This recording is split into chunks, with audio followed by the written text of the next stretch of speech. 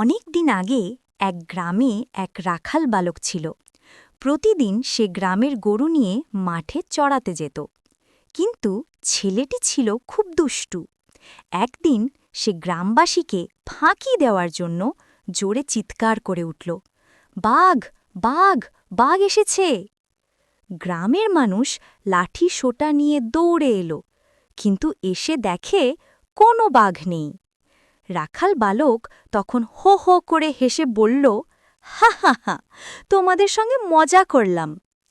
গ্রামবাসী রাগ করে ফিরে গেল।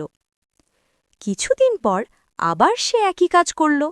আবারও গ্রামবাসী দৌড়ে এলো, আবারও বাঘ নেই। এবার সবাই খুব রেগে গেল।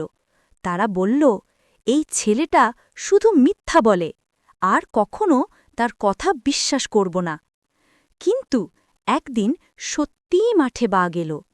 রাখাল বালক ভয়ে কাঁপতে কাঁপতে চিৎকার করল, বাঘ, বাঘ, আমাকে বাঁচাও!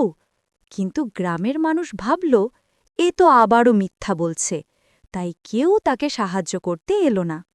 শেষ পর্যন্ত বাঘ তার গরুগুলো মেরে ফেলল। রাখাল বালক কান্নায় মজার মজার গল্প, শিক্ষামূলক কাহিনী আর রঙিন অ্যানিমেশন নিয়ে আমাদের জগৎ। প্রতিটি ভিডিওতে থাকবে আনন্দ, শিক্ষা ও বিনোদনের মিশ্রণ।